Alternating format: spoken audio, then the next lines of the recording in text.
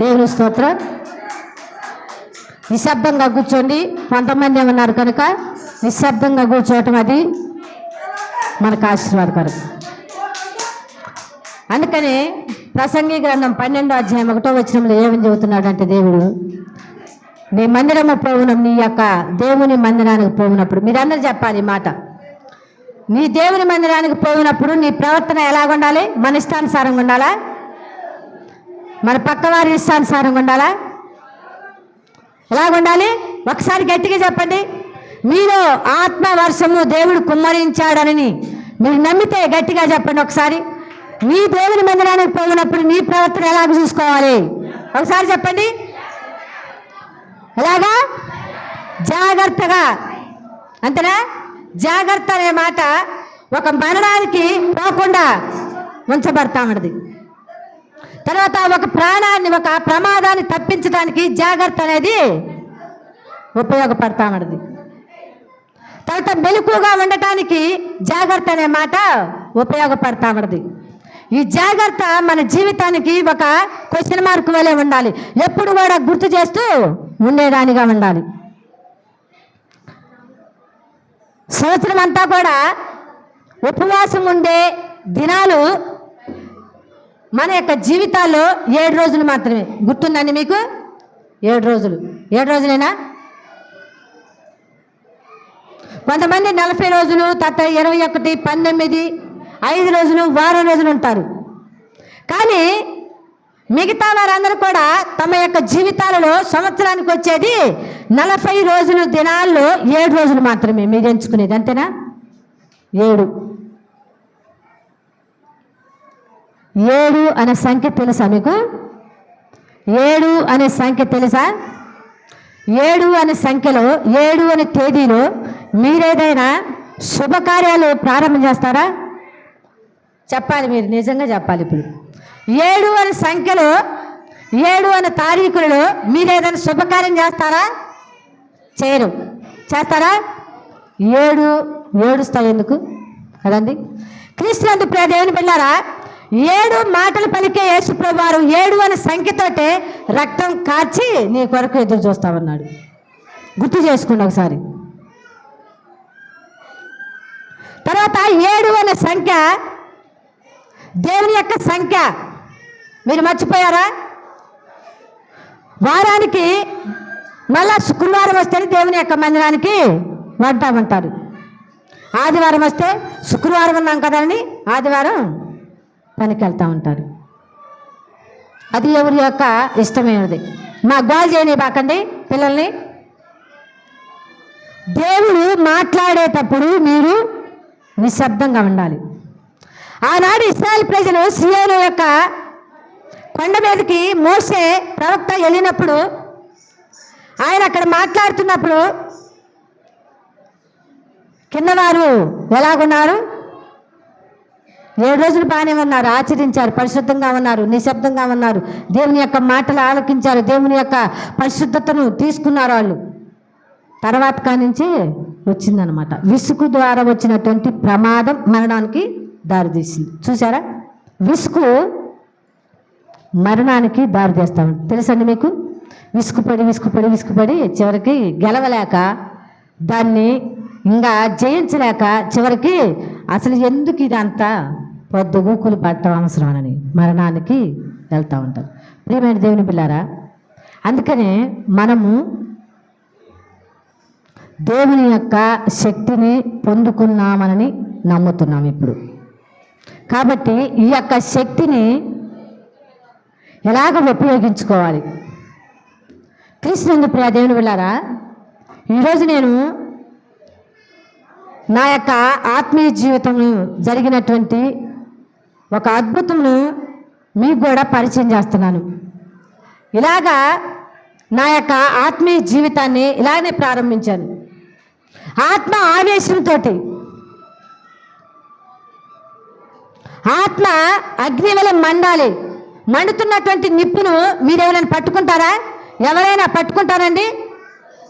అలాగుండాలి. ప్రతి ఒక్క విశ్వాస యొక్క గుండె, ఆత్మ తన యొక్క జ్యోతి ఎలాగుండాలో తెలుసా? ఒకరు పట్టుకుంటే మాడిపోయేటట్టుగా ధైర్యం చేయలేకపోవాలన్నమాట.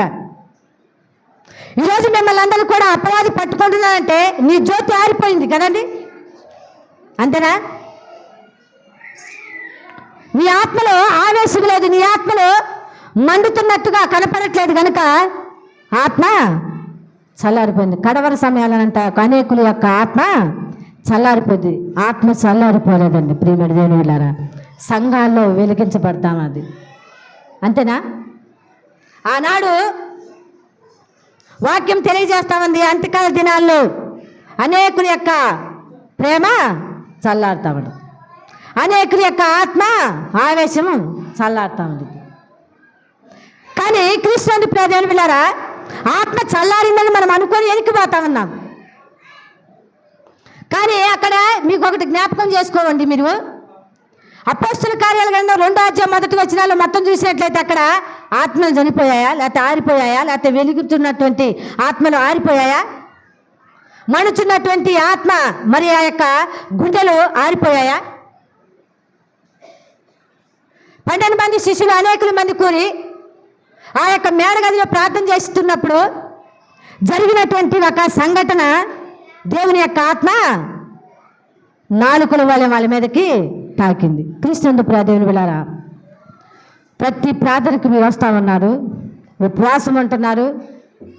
ఒకటి మీ యొక్క జీవితంలో నెరవేరాలంటే నువ్వు ఉదయకాలం నుంచి, లేకుంటే ఈరోజు శుక్రవారం కానించి నువ్వు ప్రార్థన మొదలు పెట్టినప్పటి నుంచి కూడా ఒక అబద్ధం కానీ, పక్కవారి మీద అబద్ధ సాక్ష్యాలు కానీ, లేకుంటే దేవుని మీద ఏదైనా అయ్యో ఇప్పుడు కాదు కొద్దిసేపు ఆగి నేను వస్తాను ప్రార్థనకి, ఇంకా టైం కాలేదు కదా, ఇంకా రాలేదు కదా జనం అని అనుకుంటున్నారా? ఇవన్నీ కూడా మన యొక్క ప్రార్థన జీవితాన్ని కిందకి నెట్టే మెట్లు, తెలుసా? జారే మెట్లు ఈ పక్కన ఉంటాయి. కొన్ని బయట కనపడతా ఉంటాయి, కొన్ని లోపల ఉంటాయి, పాసి బట్టి ఉంటాయి. వాటి మీద వీళ్ళందరూ ఈ మెట్ల మీద పోతాను, నేను ఒకసారి పోదాం అనుకుంటే నువ్వు లోపలికి వెళ్ళిపోతావు. ప్రియమైన దేవుని బిడ్డలారా, ఒకటి జ్ఞాపకం చేసుకోండి, ప్రార్థన అనేది శక్తివంతంగా ఉండాలి. ప్రార్థన అనేది ఒక ఆయుధంలాగా ఉండాలి. ప్రార్థన అనేది ఒక నిశ్శబ్దంలాగా ఉండాలి. ప్రార్థన అనేది ఒక అద్భుతంలాగా ఉండాలి. ప్రార్థన అనేది ఒక జీవితానికి మార్పు రావాలి. ప్రార్థన అనేది నువ్వు చనిపోయినా తిరిగి బ్రతకగలిగే శక్తి ఇచ్చేది ప్రార్థన. ఈ ప్రార్థనలన్నీ నీ జీవితంలో ఉంటే నీకు ఒక్కొక్కటిగా ఖచ్చితంగా జరుగుతాయండి. అంటే మాకు జరుగుతానేమని నేను అనుకుంటారు, కానీ అద్భుతమైనటువంటి ఇంకా దేవుడు ఇస్తామన్నాడు. కానీ నీవు క్రీస్తు రూపంలోకి మార్చినంతగా ఇవన్నీ కావాలి నీకు ప్రార్థనలు. అర్థమవుతున్నాయండి? నీలో జనమందరూ కూడా క్రీస్తుని చూడాలి. అప్పుడు నీ ప్రార్థన నీ యొక్క జీవితానికి విజయం కలిగినట్లు. యేసు ప్రభువు వారు 3.5 సంవత్సరాలు బతికాడు. మరి ఆయన యొక్క సేవా జీవితంలో ఎప్పుడైనా కూడా ప్రార్థన అనేది మర్చిపోలేదు. మనం ప్రార్థన చేస్తూ ఉంటాం, అయ్యా ఒలీవాలో చేసినటువంటి ప్రార్థన మాకు కూడా దయచేయి కదండి. ఒలీవా తోటలో నువ్వు చేసినటువంటి ప్రార్థన మాకు కూడా దయచేయి. ఏమండి, మరి యేసు ప్రభువు వారు ఒలీవా తోటలోకి వెళ్ళినప్పుడు ఆయన ప్రార్థన చేసినప్పుడు తన యొక్క చెమట బిందువు మట్టిలో పడినప్పుడు అది రక్తంగా మారిపోయింది. మరి మీ ప్రార్థన చేసేటప్పుడు ఒక చెమట బిందువు ఆయన కింద పడుతుందా? నీ చెమట మరి బిందువులతోటి ఎవరైనా జారి కింద పడ్డారా? నీ పిల్లలు పడిపోయారా, లేకపోతే నువ్వు పడిపోయావా? లేదు. కనుక క్రీస్తు దేవుని బిడ్డలారా, ప్రార్థన అనేది ఒక శక్తిలాగా మొదలు పెట్టుకోవాలి, ఒక ఉద్యమంలాగా ఉండాలన్నమాట. ఆ ఉద్యమం ఎక్కడికి వెళ్ళిపోవాలి? పరలోక రాజ్యంలో ఉన్నటువంటి సమూహంతో కలిసిపోయే వారముగా ఉండాలి. కనుక ఈ యొక్క శుక్రవారపు ఉపవాస ప్రార్థనలు మనం నేర్చుకోవాల్సినటువంటి ప్రార్థనలు కొన్ని ఉన్నాయి. ఈరోజు మిమ్మల్ని అందరినీ కూడా నేను ఒలీవ నూనెతోటి మీకు నుదుటి పైన పూశారనమాట. అది ఒకటి పాశం గారు అందరు కొనే కదా ఏసు రక్తం కదండి, ఏసు రక్తం డబ్బాలు అవి చేసుకొస్తున్నా మరి తగ్గుతానేమో నేను అనుకుంటారు. క్రీస్తునందు ప్రియదేవుని విలారా, దయచేసి నిద్రపోవాకనమ్మా. నిద్రపోయే వాళ్ళు నా కళ్ళకు కనపడతారు. నువ్వు ఉపవాసం ఉంటున్నావా? నిద్ర వచ్చిందంటే నువ్వు ఉపవాసం ఉంటున్నావా? ఉపవాసం ఉంటే నిద్ర వచ్చిద్దా? నువ్వు ఒక దీక్షతోటి ఒక కాయ కొరకు లేకపోతే ఏదైనా ఒక ఆశ కొరకు నువ్వు వచ్చావు. ఆశ నీ కడుపులో ఉన్నప్పుడు నీ మైండ్ నిద్రపోయిద్దా? మరి ఎట్ట నిద్ర వచ్చింది నీకు కదా? ఓసారి జ్ఞాపకం చేసుకోవాలి, నిద్ర బాగూడదు. ఈ యొక్క ప్రార్థనలో మనము ఎలాగుండాలనంటే దృఢమైనటువంటి సంకల్పం. 100 మంది వచ్చిన ఇది కాదులే అమ్మాయి, అసలు ఇది జరగదని అన్నా కూడా నీ యొక్క లోపల ఉన్నటువంటి మనసు ఏం చెప్పాలి తెలుసా? ఇది జరిగిద్ది.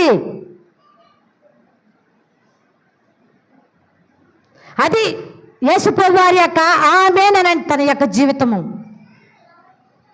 పరలోకముల నుంచేనంట మన యొక్క ప్రార్థనకి ఆమేన్ అంటాడంట ఆయన. ఆమేన్ అనువాడా ప్రార్థన చేస్తూ ఉంటాం కదా, ఆమేన్ అనువాడా. నీ ప్రార్థనకు ఆమేన్ అనేది మనుషులు కాదండి, ఆమేన్ అనేది దేవుడు అనాలి. అప్పుడు నీ ప్రార్థన చక్కగా ఉందని.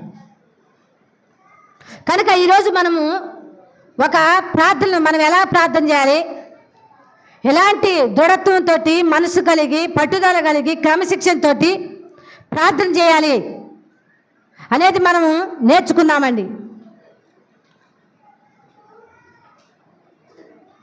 ముందుగా 2వ సమూయేలు గ్రంథము 2వ సమూయేలు గ్రంథము 7వ అధ్యాయము 2వ సమూయేలు గ్రంథము 7వ అధ్యాయము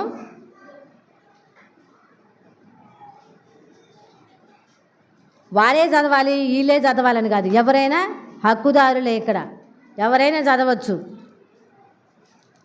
7వ అధ్యాయము 2వ సమూయేలు గ్రంథము 7వ అధ్యాయము 18 నుండి 29 వచనాల వరకు చదువుకుందాం.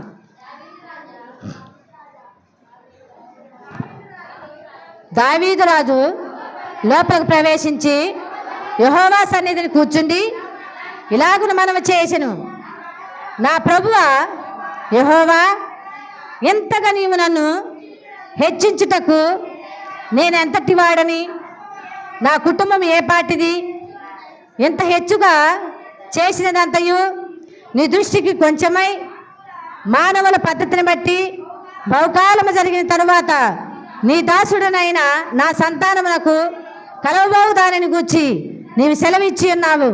యెహోవా నా ప్రభువా, దావీదను నేను ఇక నీతో ఏమి చెప్పుకొందును? యెహోవా నా ప్రభువా, నీ దాసుడనైన నన్ను నీవు ఎరిగి ఉన్నావు.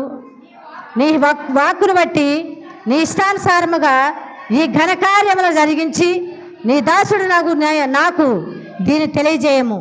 కాబట్టి దేవా యెహోవా, నీవు అత్యంతమైన ఘనత గలవాడవు, నీ వంటి దేవుడు ఒకడును లేడు. మేము వినిన దానిని అంతటిని బట్టి చూడగా నీవు తప్ప దేవుడెవడును లేడు. క్రీస్తునందు ప్రియదేవుని విలారా, దావీదు మహారాజు గురించి మనకు తెలుసు. దావీదు మహారాజు ఇశ్రాయేల్ ప్రజల పక్షాన 2వ రాజుగా ఎన్నుకొనినటువంటి రాజు దేవుడే. యెహోవా దేవుడే మొట్టమొదటిగా ఇశ్రాయేల్ దేశం రాజులు వారికి రాజుగా ఎన్నుకొనినటువంటి ఆయన సౌలు రాజు అయితే, 2వ రాజుగా ఎన్నుకొనినటువంటి రాజే దావీదు మహారాజు. అయితే క్రీస్తునందు ప్రియదేవుని బిడ్డలారా, ఒక రాజు ఇజ్రాయెల్ యొక్క దేశమంతటికి దేవునికి ఇష్టానుసారైనటువంటి దావీదు మహారాజు, దేవుని యొక్క హృదయానుసారుడైనటువంటి దావీదు మహారాజు ప్రార్థన చేస్తా ఉన్నాడు. ఎలా ప్రార్థన చేస్తా ఉన్నానంటే మాటి మాటికి కూడా ప్రభువా యెహోవా కదండి, ప్రభువా యెహోవా కదండి. ఒక రాజు ప్రార్థన చేస్తా ఉన్నాడు. వింటున్నారా?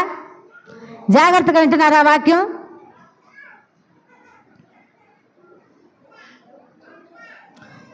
చిల్లరి ఒక 100 రూపాయల చిల్లరి సంచిలో పెట్టి లేకపోతే ఒక గొడ్లో కట్టి జాగ్రత్తగా తీసుకుని పోనంటే ఏం చేస్తాం మనం? ఏం చేస్తామమ్మా మనమందరం? చెప్పండి. చిల్లర ఒక 100 రూపాయలు, రూపాయి బిళ్ళలే కావచ్చు, 5 రూపాయల బిళ్ళలే కావచ్చు, మొత్తం ఒక గుడ్డలో కట్టి దాన్ని జాగ్రత్తగా చిన్న గుడ్డలో పెట్టి అది జాగ్రత్తగా తీసుకుని పోమంటే వాటిని ఎలా తీసుకుని పోతారు? ఓ చేతిలోనే ఉన్నాయి, ఇక 100 రూపాయలుగా తీసుకుని పోదాంలేని అనుకుని అజాగ్రత్తగా తీసుకుని వెళ్తావా లేకపోతే జాగ్రత్తగా తీసుకుని వెళ్తారా? జాగ్రత్తేనా? దేవుని యొక్క మాటలు వెండిని వెతికినట్లుగా వెతకాలంట. వింటున్నారండి? డబ్బు కాదు, డబ్బు కంటే విలువైంది వెండి, వెండి కంటే విలువైంది మేలిమి బంగారం కదండి. అంతకంటే విలువైంది ఏసియా మాటలు కదండి. కనుక ఏసీ మాటలు మనము ఎలాగ ఉంచుకోవాలంటే ఒక్క రూపాయి కూడా కింద పోకూడదు. వింటున్నారా? అంటే ప్రతి ఒక్క మాట మీరు పోగొట్టుకోకూడదు. దేవుడు నీ యొక్క హృదయంలో ఈ యొక్క మూట కడతామన్నాడు, వీటిని పెట్టి మాటలు పెట్టి వాటిని ఒక్కడు కూడా పోగొట్టుకోకుండా ఇంటికి తీసుకుని వెళ్ళాలి. నువ్వు నీ బిడ్డల కొరకు ఖర్చు పెట్టి, నీ భర్త కొరకు, నీ కుటుంబం కొరకు, నీ యొక్క ఆత్మీయ జీవితం కొరకు, నీ పరలోక రాజ్యపు నిరీక్షణ కొరకు వాటిని ఉపయోగించు. అప్పుడు ఆశీర్వాదకరం. ఇచ్చినట్టే ఇక్కడే మింగేసి చిన్నపిల్లలు పోతే అది ప్రయోజనం కాదు కదండి. అవితి కాకుండా తింటే ఏమవుతుంది? వాంతులు అవుతుంది కదా. తగుమోనింగ్ తింటే నీరసం తగ్గిపోయింది కదా, ఆరోగ్యం ఉండిద్ది. ఎక్కువైతే తింటే ఆరోగ్యం రాదు కదా, దానికి తగ్గట్టు నీరసం వస్తూ ఉంటుంది. కనుక క్రీస్తు ప్రజలను వెళ్ళారా, ఈ యొక్క దావీదు మహారాజు ప్రార్థన చేస్తా ఉన్నాడు. ఒక రాజు ప్రార్థన చేస్తున్నాడు, నీకు 100 ఎకరాల పొలాలు లేవు, లేకుంటే 100 బంగళాలు లేవు, లేకుంటే నీ ఒంటి నిండా బంగారం లేదు, నువ్వు కొలిసినంతగా కనుచూపు మేళలో నీకేమీ స్థలాలు లేదు, ఫ్లాట్లు లేవు. ప్రేమటి దేవుని బిడ్డారా, నీవు దేవుని సొత్తుగా ఉన్నవాడు కాబట్టి దేవుని యొక్క మాటలు ఆలకించాలి. ఒక రాజు ప్రార్థన చేస్తున్నాడు. ఏమని ప్రార్థన చేస్తామన్నాడంటే, ఆయన లోపలికి వచ్చి దేవుని యొక్క సన్నిధిలో కదండి, యెహోవా సన్నిధిలో. ఈరోజు మనం కూడా దేవుని యొక్క సన్నిధిలో ఉన్నాము. మరి ఉన్నటువంటి నీవు ఎలా ప్రార్థన చేశావు? మొట్టమొదటికి రాగానే ఏమని ప్రార్థన చేశావు? దేవా, ఇదిగోనైనా మీకు వందనాలయ్య, నేను ఈ మాట తోటి వచ్చిన నాకు ఈ మాట నెరవేరాల 7 వారాల్లో. ఇప్పుడు 2 వారాలు అయిపోయింది, 3వ వారంకి వచ్చిన, ఇక 4 వారాలు నువ్వు బాగా గుర్తు చేసుకో, నాకు ఇది జరగాల. అంతేనండి మన ప్రార్థన. అలానే చేశాము. రాగాల్ని ఎలా చేశాము ప్రార్థన? ఇక్కడికి రాగాల్ని ఇలా చేశామా? దావీదు మహారాజు ప్రార్థన చేశాడు లోపలకు వచ్చి కదండి. ఆయన లోపలకు వచ్చి యెహోవా సన్నిధిని కూర్చుండి ఇలాగ కూర్చున్నాడు కదండి. ఆయన లోపలికి వచ్చాడు, నిశ్శబ్దంగా కూర్చున్నాడు, ఇంకా ప్రార్థన మొదలుపెట్టాడు. మరి నువ్వండి ఏం చేస్తామన్నావు? ఇంటి దగ్గర పురుషులతోటేమో, భర్తలతోటి, పిల్లలతోటి ఏం చేసావు? ఏం చెప్పావు? నేను ఉపవాస ప్రార్థనకి వెళ్తున్నా, నా దగ్గరికి రాపకండి, నన్ను కదిలిపాకండి. దేవుని స్తోత్రం. కానీ అక్కడ చెప్పావు, ఇక్కడికి వచ్చి నువ్వే కదులుతామన్నావు. క్రైస్తవుడి యొక్క లక్షణం ఏదో తెలుసా? కుడి ఎడలోకి తొలగిపోకుండా ఉండటమే విశ్వాస యొక్క లక్షణం. అది మొదటి లక్షణం, అది మొదటి మెట్టు. నీ ప్రవర్తన కానీ, నీ యొక్క స్థితి కానీ, నీ యొక్క మైండ్ కానీ కుడి ఎడమలకు బానికూడదు. ఒకే దీక్షతోటి ఉండాలి. అప్పుడు నీకు రక్షణ కలుగుతూ ఉంటుంది, అప్పుడు నీకు స్వస్థత కలుగుతూ ఉంటుంది, అప్పుడు నీ జీవితానికి విజయం కలుగుతూ ఉంటుంది. కనుక క్రీస్తునందు ప్రియ దేవుని బిడ్డలారా, ఈ యొక్క దావీదు మహారాజు ప్రార్థన చేస్తామన్నాడు. ఏమని ప్రార్థన చేస్తున్నాడు? నా ప్రభువా యెహోవా. చేశావా ప్రార్థన? ఇలా చేశారా ప్రార్థన? ఉపవాస ప్రార్థన అంటే అందరూ ఉంటున్నారని వంటం కాదు, లేకుంటే ఇలా వండాలి, ప్రతి సంవత్సరం వండకపోతే బాగోదని అనుకుంటున్నావు నువ్వు. అది కాదండి. కడుపు లోపల పేగులు 3 సార్లు తింటాం కదా మనం. 3 సార్లు తినేవాళ్ళం. ఆ రోజు ఒక్కరోజు 3 సార్లు మానేస్తా ఉన్నాం. పేగులు టయానికి ఏం చెబుతామంటే అంటే శబ్దం చేస్తామంటే. ఏమని శబ్దం చేస్తామంటే రండి ఉత్సాహించి పాడు కదండి అంటారా వాళ్ళు? పేగులు అంటామంటే కదా, రండి కొద్దిగా అన్నం ఆకలి అవుతుంది, అన్నం తినవా నువ్వు తొందరగా కదండి. క్రీస్తునందు ప్రియ దేవుని బిడ్డలారా, ఆ యొక్క పేగులు అలాగ శబ్దం చేస్తే గుండె ఏమని శబ్దం చేయాలి? కదండి. వాటికి పైన ఉన్నది ఆ యొక్క హృదయము, గుండె. ఈ గుండె ఎలా ఉండాలో తెలుసా? మండే గుండెలాగా ఉండాలి. నోవాహుల, యోనాల, యోహాన్ల కదండి. శపన వలె నువ్వు అట్టుండు, నేను మారిపోతున్నా దేవుళ్ళలోకి కదా. నేను మార్చిపోతున్నా నా యొక్క దేవుని రూపంలోకి.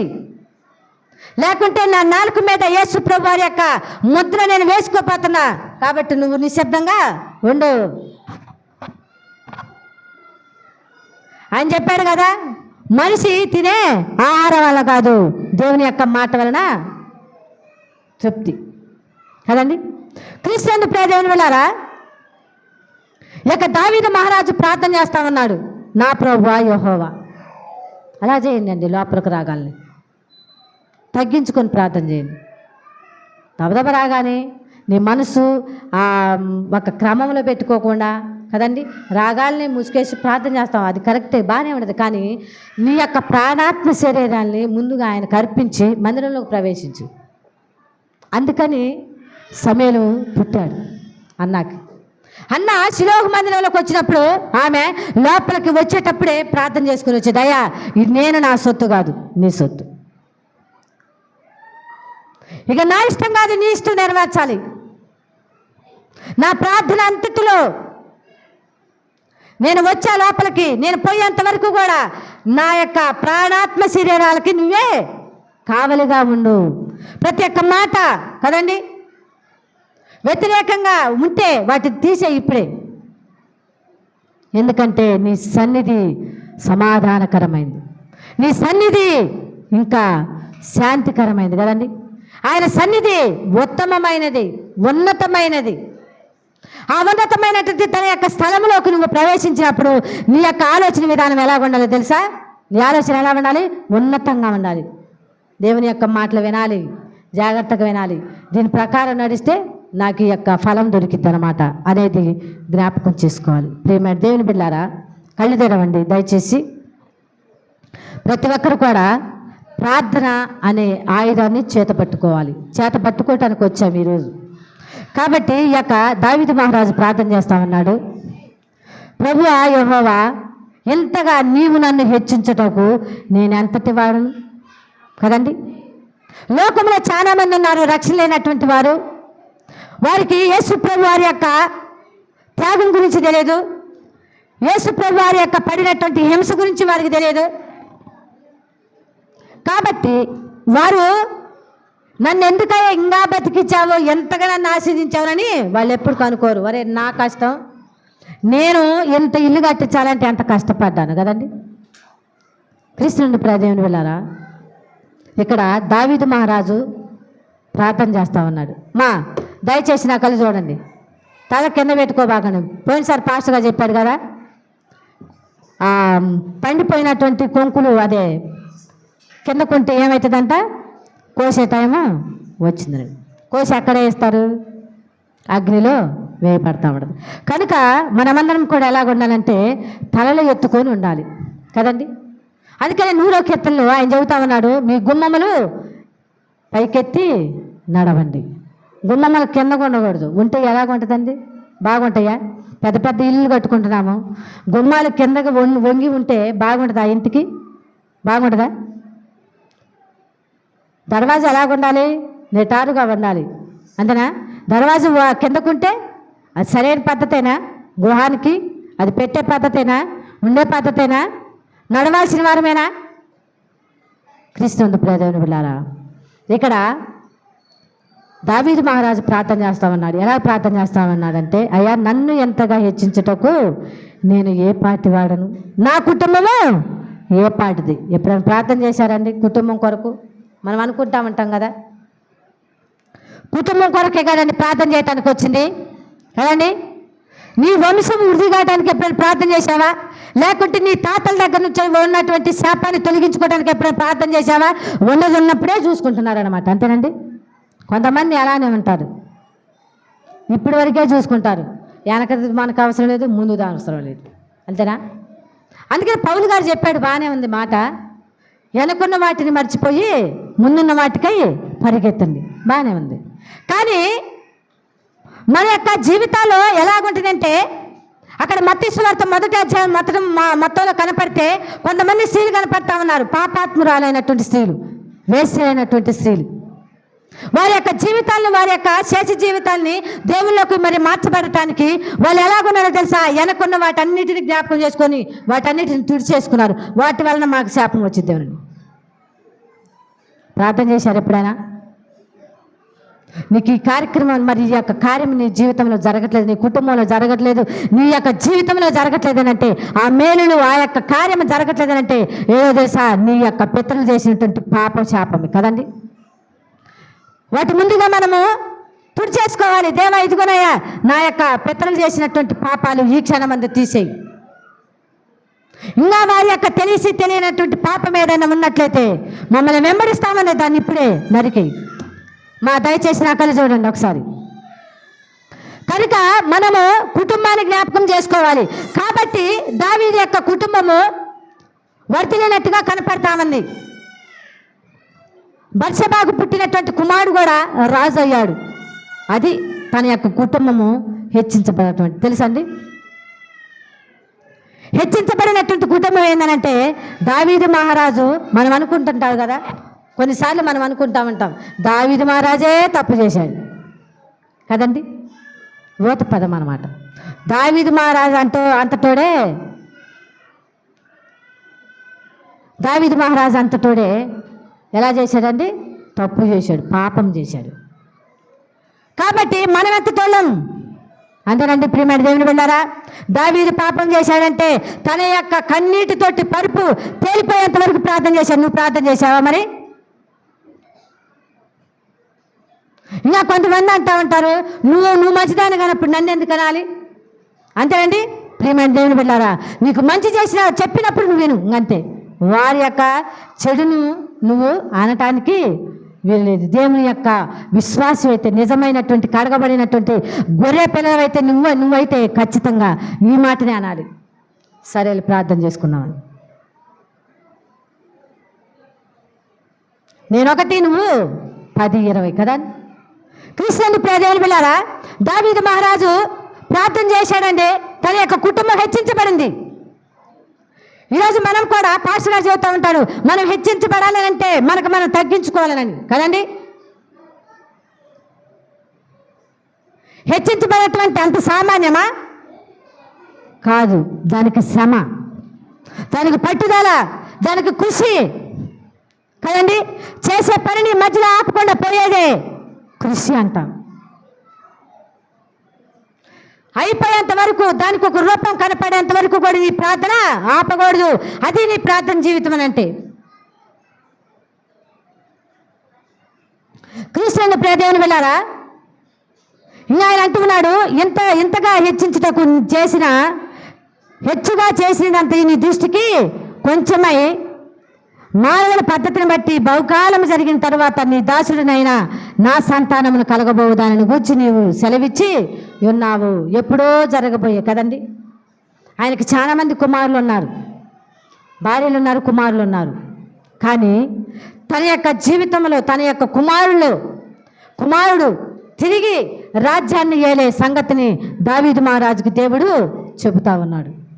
అదండి జరగబోయేది ముందుగా చెప్పటం ప్రార్థన జీవితం యొక్క లక్ష్యం. కనుక మనము ప్రార్థన ఎలా చేయాలనంటే గట్టిగా చేయాలి, తర్వాత ఉన్నతమైనటువంటి మాటలతో చేయాలి. మనం ప్రార్థన చేస్తామంట, అయ్యా పాపినైనా నన్ను క్షమించయ్యా, నా పాపి ప్రార్థనలకు మొత్తం ప్రార్థన అంతా చేస్తారు. అయిపోయింది ప్రార్థన అంతా అయిపోయిన తర్వాత చివరిగా ప్రార్థన చివరికి యేసునామములో అడుగుతున్నాను అనే మాటకి ముందు ఏం చేద్దాం? ఈ పాపి ప్రార్థన ఆలకించదు. ఫస్ట్ స్టార్టింగ్లో పాపిని ఒప్పుకో, ప్రార్థన దేవుడు ఆలకిస్తాడు. చివరికి కూడా నువ్వు పాపిననే మరి నువ్వు ఇంకా ముద్ర వేసుకుంటావు ఎందుకు కదండి. ప్రార్థన ఎదుగుతూ ఉండాలి. అర్థమవుతుందమ్మా? ప్రార్థన ఎదుగుతూ ఉండాలి. చదువు అనేది కూడా ఎదుగుతూ ఉండాలి. అందున ఒకటో ఎల్కేజీలో వేసినటువంటి పిల్లవాడు వాడికి 10 సంవత్సరాలు 20 సంవత్సరాలు వచ్చిన ఎల్కేజీలో ఉంటే చదువు పెరిగిందా లేదా? పెరగడా. వాడు ఇంకా ఏబిసిడీల దగ్గరే ఉన్నాడు అన్నమాట. క్రీస్తునందు ప్రియ దేవుని బిడ్డలారా, ప్రార్థన అనేది ఎదుగుతూ ఉండాలి, వర్ధిల్లుతూ ఉండాలి. నీ కుటుంబమే కాదు వర్ధిల్లేది, నీ ప్రార్థన కూడా వర్ధిల్లాలి. అప్పుడు దేవుడు విశాలపరుస్తాడు నీ యొక్క భక్తిని. నీ భక్తి కొంచెంగా ఉంటే నువ్వు గెలవలేవండి, ఈ లోకాన్ని గెలవలేవు. మరి ఆ యొక్క అపవాది క్రియలను కూడా గెలవలేవు. కాబట్టి నీ ప్రార్థన ఎలా కూడా తెలుసా? నీ ప్రార్థనలో ఏమని మొదలు పెట్టాలి తెలుసా? అయ్యా, నా ప్రార్థన విశాలపరచండి, నా ప్రార్థన అభివృద్ధి పరచండి, నా యొక్క విశ్వాసాన్ని విశాలపరచండి, నా యొక్క విశ్వాసాన్ని అభివృద్ధి పరచండి అని ప్రార్థన చేయాలి. ఎప్పుడు చూసినా అలాగనే ప్రార్థన చేయకూడదండి. విశాలపరచాలని ప్రార్థన చేయాలి, చెట్టు ఎదగాలని ప్రార్థన చేయాలి, కొమ్మలు పూలు రావాలి, కాయలు రావాలని ప్రార్థన చేయండి. అది నీ యొక్క భక్తి జీవితం ఎదుగుదలనంటే. నువ్వు ఎదగకుండా నీకు ప్రతి ఒక్కటి కూడా నీకు రక్షణ తీసుకున్నప్పుడు ఒక ప్రార్థన చేశావు, అదే ప్రార్థన కంటిన్యూ అవుతుంది. ఆ ప్రార్థనలో నీ యొక్క పిల్లలు చిన్నప్పుడు నువ్వు రక్షణ తీసుకున్నావు, అప్పుడు ప్రార్థన అప్పుడు చేసావు, బాగానే ఉంది. నీ పిల్లవాడు 10th క్లాస్కి వచ్చాడు, అప్పుడు ప్రార్థన అప్పుడు చేస్తామన్నా. ఆ ప్రార్థనలోనే నువ్వు ఎదగకుండానే ఆ 1వ క్లాస్లో ఉండే అయ్యా నాకు అది ఆ 10వ తరగతి కావాలని అంటే ఎట్టొచ్చిందండి? అర్థమవుతుంది నేను చెప్పేది మీకు? ప్రార్థన అనేది ఎదుగుదల ఉండాలి, అభివృద్ధి పరచుకోవాలి.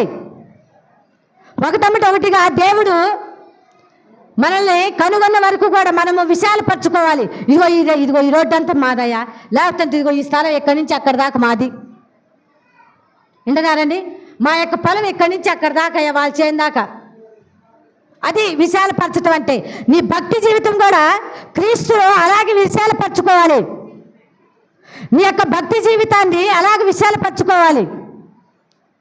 అప్పుడే దేవుడు నిన్ను దీవిస్తా ఉంటాడు. అక్కడ బోయాజు అంతగా విస్తారంగా దీవించబడ్డాడంటే తన యొక్క భక్తి, దేవుని ఎడల భయభక్తులు కూడా అంత విశాలపరచుకున్నాడు కనుక దేవుడు ఆశీర్వదించాడు కదండి. కనుచూపు మేర మొత్తం కూడా ఆ యొక్క బోయాజు పొలాలేనంట. ఆ పొలాల్లోకి వచ్చినటువంటి స్త్రీయే రూతు. వింటున్నారండి? విశాలపరిచాడు తన యొక్క దేవుని యందు ఉన్నటువంటి భయభక్తులు, ప్రార్థనా జీవితమును, విశ్వాస జీవితాన్ని, బోయాజుకున్నటువంటి సమస్తాన్ని దేవుడు విశాలపరిచాడు. దేవుడు ప్రార్థన చేశాడు. ఆయన అయ్యా నన్ను విశాలపరచు, నా నిరీక్షణలో విశాలపరచు, ప్రార్థన జీవితంలో విశాలపరచు, విశ్వాస జీవితంలో విశాలపరచని ప్రార్థన చేశాడు. అందుకని కనుచూపు మేరంతా కూడా తన యొక్క ఫలాలు దేవుడు ఇచ్చేశాడు. ఒక రూతు ఎలాగొచ్చిందనే, రూతు తన యొక్క విశాలపరిచినటువంటి, అభివృద్ధి పరిచినటువంటి తన యొక్క ఫలాల్లోకి, తన జీవితంలోకి ఎలాగొచ్చిందంటే తన యొక్క విశ్వాస జీవితమే. విధవరాలైన తన యొక్క విశ్వాస జీవితం నమ్మకంగా ఉంది, దేవుని పట్ల నమ్మకమైనటువంటి భక్తి కలిగి ఉన్నది కనుక ఆమెను ఆ యొక్క పొలంలోకి రూతుని తీసుకొచ్చాడు. అది దేవుని యొక్క హెచ్చించటం అంటే, దేవుని యొక్క హెచ్చించే ప్రార్థన అంటే, దేవుని యొక్క హెచ్చించే మాట, ఆశీర్వాదం, గొప్పతనం అంటే ఇది. కనుక క్రీస్తునందు ప్రియ దేవుని బిడ్డలారా, యేసుక్రీస్తులో ఉన్నటువంటి మనము ఎలాగ ప్రార్థన చేస్తామన్నాం? ఇక్కడ దావీదు మహారాజు ప్రార్థన చేస్తున్నాడు, యెహోవా నా ప్రభువా, అయ్యా నన్ను ఒక్కసారి జ్ఞాపకం చేసుకున్నందుకు నీకు వందనాలని ప్రార్థన చేస్తా ఉన్నాను. ప్రార్థన చేశారండి మీరు? ప్రార్థన చేశారా? ఈరోజు మనం ప్రార్థన చేయటానికి వచ్చాము. ప్రార్థన చేశారా? దేని గురించి పాస్టర్ గారు?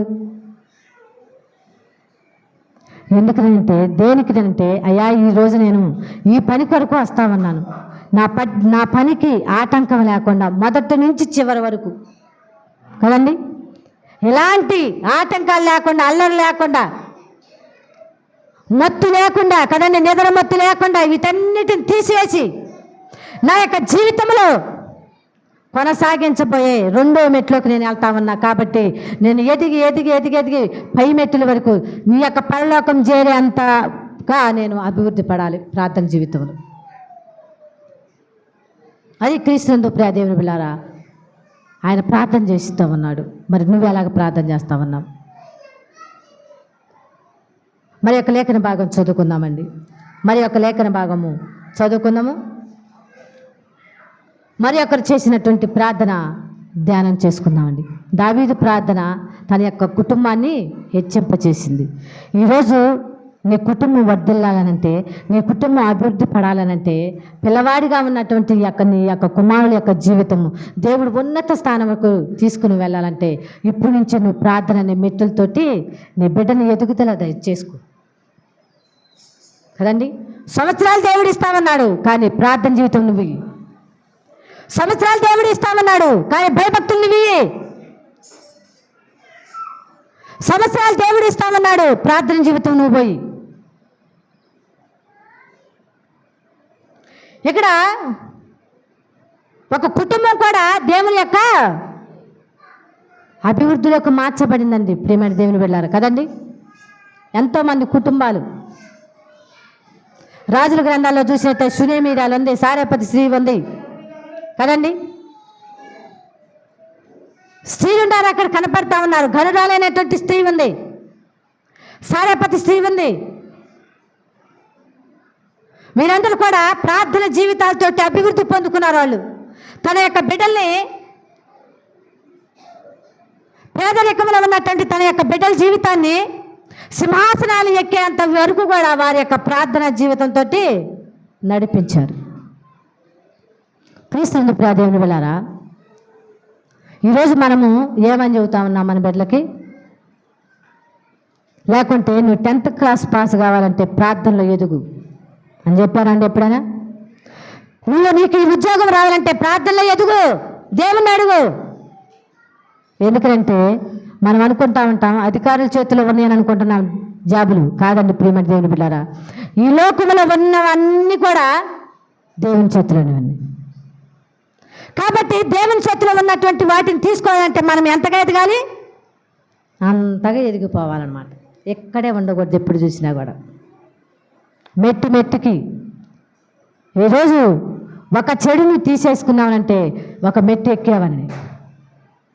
అలా నీలో ఉన్నటువంటి వాటన్నిటిని, చెడు అనే వాటిని తీసివేసుకుంటూ వెళ్ళిపోతామంటే అదే పరిపూర్ణమైనటువంటి విశ్వాసం. అందుకనే యేసుప్రభు వారు తన సజీవుడిగా ఉన్నప్పుడు చెప్పినటువంటి మాటలు, లూకా సువార్త మొత్తం కూడా ఉపమానాలు కనపడతా ఉన్నది. ఆవగిందంత విశ్వాసం ఉంటే చాలు. మనం అనుకుంటా ఉంటాం, అరే నాయనా నువ్వెంతగా మోకాళ్ళు పడిపోయే అంత ప్రార్థన అవసరం లేదురా కదండి.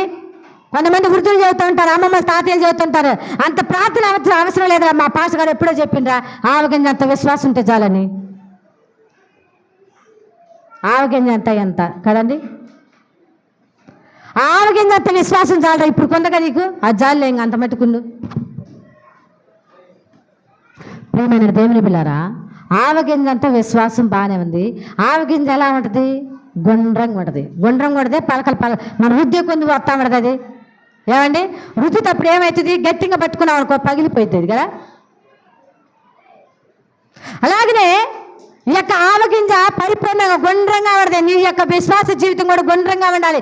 ఎటు చూసినా కూడా విశ్వాసంతో నిండుకొని ఉండాలి నీ యొక్క జీవితం. అప్పుడే సాతాను వేసే లేకపోతే అపవాది వేసే అగ్నిబాణాలు ఎటుకొచ్చాలో వాడికి అర్థం కాదనమాట. ఎందుకంటే ఎటు చూసినా లొట్ట కనపడట్లా దానికి కదండి.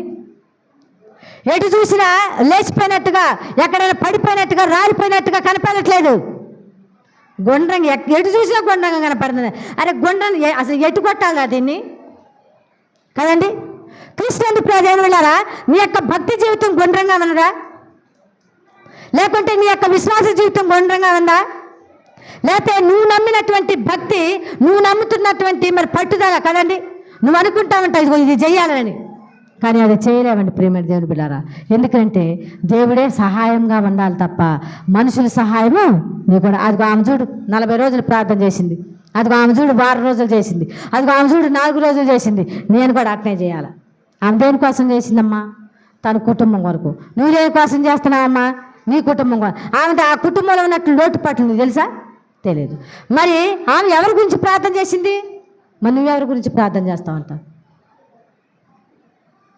ప్రియమైన దేవుని బిడ్డారా, దానియేలు ప్రార్థన చివరిగా మనం ధ్యానించుకొని ముగించుకుందామండి. దానియేలు ప్రార్థన మనము చదువుకుందాము. దానియేలు గ్రంథము 9వ అధ్యాయము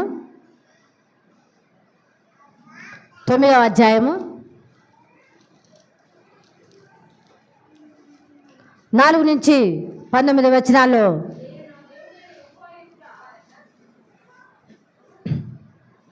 నేను నా దేవుడని యెహోవా ఎదుట ప్రార్థన చేసి ఒప్పుకొనదేమనగా, ప్రభువా, మహాత్మ్యము కలిగిన బేకరుడగు దేవా, నీ ఆజ్ఞను అనుసరించి నడుచువారి ఎడల నీ నిబంధనను నీ కృపను జ్ఞాపకం చేయవాడా, మేమైతే నీ దాసులకు ప్రవక్తలు నీ నామమును బట్టి మా రాజులకును మా అధిపతులకును మా పితరులకును యూదా దేశపులందరికీ చెప్పిన మాటలను ఆలకింపక నీ ఆజ్ఞలను నీ విధులను అనుసరించుట మాని పాపులమును దుష్టులమునై చెడుతనముయందు ప్రవర్తించు తిరుగుబాటు చేసిన వారమైతిమి.